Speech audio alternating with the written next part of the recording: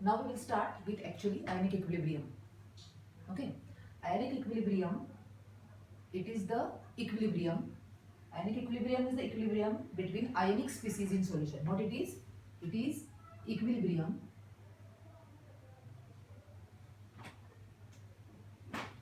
between ionic species in solution. So see the terms. It is the equilibrium between ionic species in solution. Ions which are formed in solution. Okay. So we have to see here now in continuation with this the substances which are of two types, electrolytes and non-electrolytes. Electrolytes are the substances in which we are interested because they produce ions in aqueous solution. Okay, non-electrolytes are the substances which are soluble but they do not produce ions in aqueous solution. For example, all strong acids, strong bases, weak acids, weak bases, salts, all they come under electrolytes. They produce ions in aqueous solution in water. Now we have examples. HCl, strong acid, strong base we can have NaOH, KOH, weak acid we can have CH3COOH. Number of salts you know, isn't it? So NaCl, Na2SO4, K2SO4 and number of salts you know. Isn't it? All these come under strong electrolytes. All these come under electrolytes because they produce ions. They dissociate into ions. They undergo ionization in water. Non-electrolytes like urea, glucose, isn't it? They remain in molecular form. They do not undergo ionization. They do not undergo dissociation in aqueous solution. Now we will continue with electrolytes because they are producing ions, isn't it? The electrolytes are divided into strong electrolytes and weak electrolytes. So all strong acids, strong bases, salts, they will come under strong electrolytes, and weak acids and weak bases, they will come under weak electrolytes. For example, if you take HCl, strong acid, isn't it? And weak electrolyte, we will take CH3COOH, acetic acid.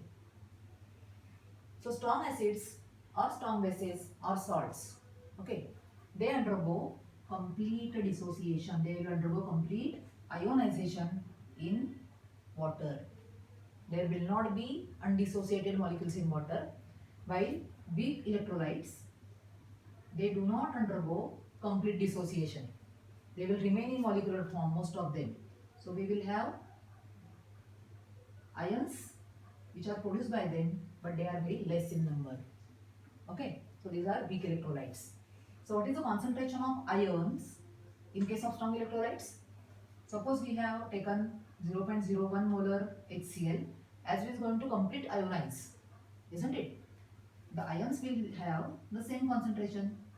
If you have Na2SO4 as strong electrolyte, then which ions are going to form? 2Na plus and SO4 2 minus. So if you again have 0.1 molar Na2SO4, the concentration of ions will be 2 into 0.1 for Na plus and 0.1 molar for SO4 2 minus. Okay. Now what will happen with weak electrolytes? Weak electrolytes, they are not going to completely ionize, isn't it?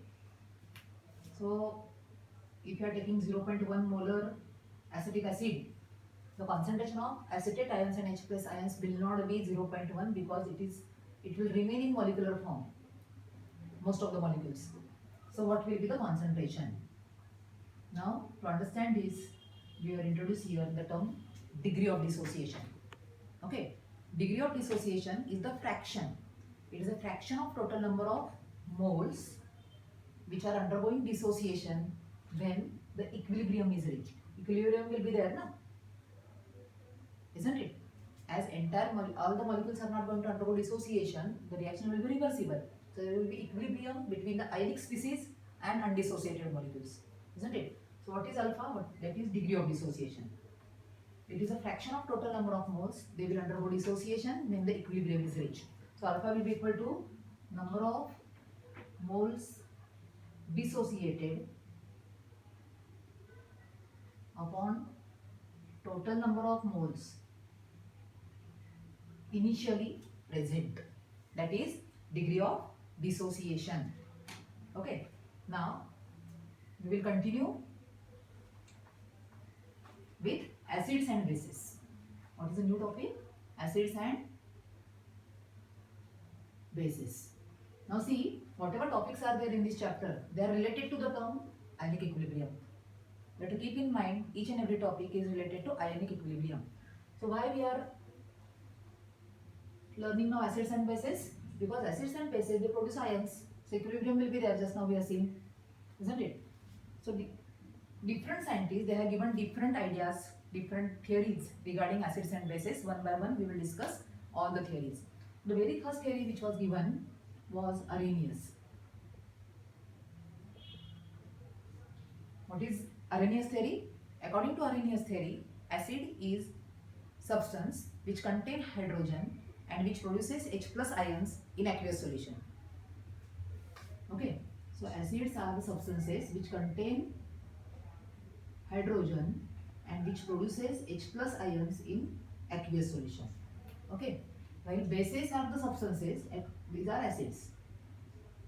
And according to Arrhenius, bases are the substances, okay, which contain hydroxide ion and which produces OH minus ion in aqueous solution. For example, HCl. In aqueous solution, if you will add that in water, you will get H plus ions and Cl minus ions. Actually, in water, this H plus ion will form H3O plus, H2O and H plus. That will form H3O plus. Similarly, NaOH. In aqueous solution, it will form Na plus and OH minus ion. But there are certain limitations of this theory. There are certain limitations of this theory. So one limitation is, it is applicable only for aqueous solution. It is applicable only for water solution. And second limitation is, now the substances you know like Na2CO3, NaOH, which are basic, Na2CO3 and NH3, which are basic in nature. But according to Arrhenius, they contain OH, isn't it? Bases are the substances which contain hydroxide and which produces hydroxide ions, hydroxyl ions in aqueous solution. But these substances, even if they are not having any hydroxide ions in them, they are basic in nature. So this can't be explained by Arrhenius. So one more theory was given. Second one, it was Laurie-Bronsted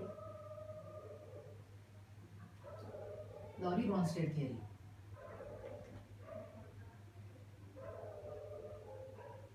According to Laurie-Bronsted theory, acids are the substances which give, these are proton donors, H plus ion donors, and bases are the substances which are H plus ions acceptors. So according to Laurie-Bronsted theory, acids are the substances which are proton donors and bases are the substances which are proton acceptors. Okay, I will take one example. If you will see the reaction between HCl, what will happen when the reaction between acid and base take place? HCl plus NH3. What is going to happen?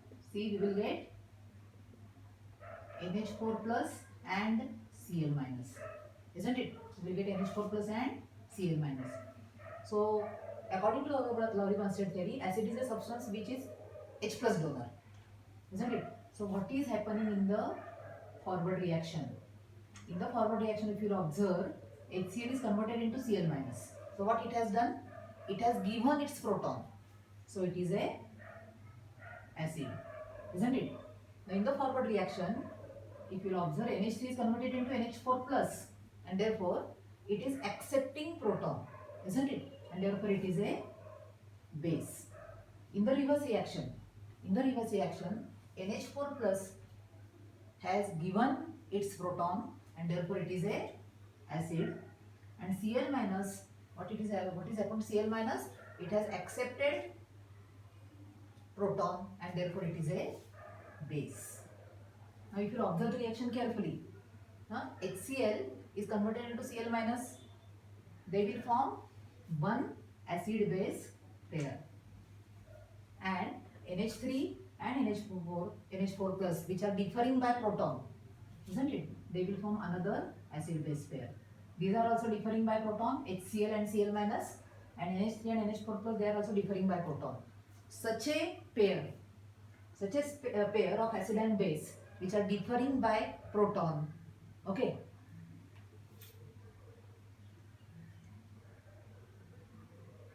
if you observe carefully, these acid base pairs, which was given a name, particular name by Laurie Bronsted, that is conjugate acid base pairs. What it is? These are conjugate acid base pairs. Now it does not matter if you will give one number to this pair, isn't it, and number 2 to this particular pair, but the numbers should be correct, isn't it? If you will take this as acid 2 and base 2 and acid 1 and base 1, that is also correct. Okay, so they are conjugate acid base pairs. Now one more theory was given, Lewis theory. Now according to Lewis theory, acid is electron pair acceptor and base is electron pair donor. Electron pair donor. Okay, what it is in terms of electrons, the theory was given.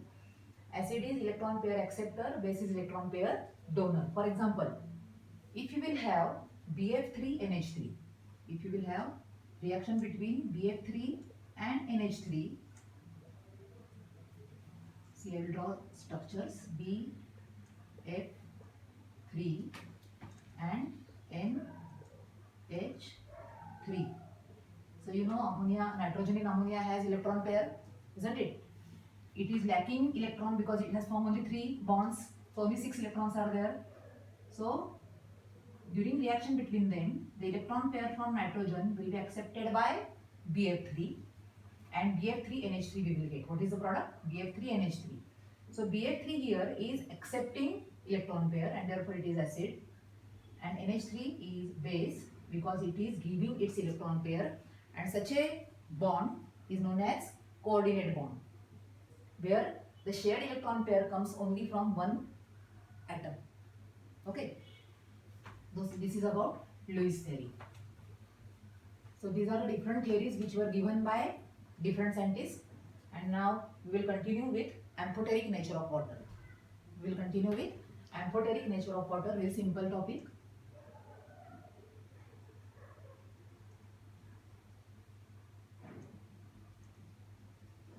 Just now we have seen what are acids, what are bases, but water is amphoteric in nature. Now what is amphoteric nature? So we'll write two reactions, from that you can understand amphoteric nature of water. See, if the reaction of water is with HCl, what we will get? See, we will get H3O plus and Cl minus. If water reacts with NH3, what we will get? NH4 plus and OH minus, isn't it? So in these reactions, in the first reaction, it is giving, in terms of Arrhenius theory, we are discussing amphoteric nature of water. Okay, so according to Arrhenius theory, acid is a substance which gives H plus ions. So what is happening in the forward reaction? It has given H plus ions to this and therefore it is acid. It has accepted H plus and therefore it is base. In the reverse reaction, H3O plus, what it has done? It is converted into H2O plus. So it has given proton and therefore it is acid, and it has accepted proton and therefore it is a base. See second reaction. In the second reaction, ammonia is converted into NH4 plus. So what it has done? It has accepted proton. It has accepted proton and therefore it is a base.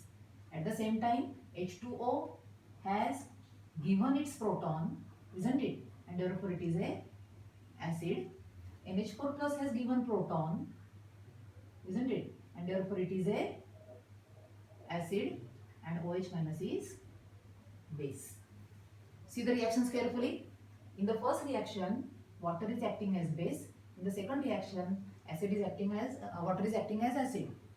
So water can act as acid, water can act as base, depending upon the other substance with which it comes in contact, isn't it? If the other substance is able to give proton more efficiently than water, isn't it? It acts as base. If other substance is able to accept proton, then water can act as acid also.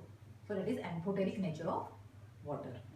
Okay. So today we will stop here and we are going to continue next time with ionization and dissociation constants. Thank you.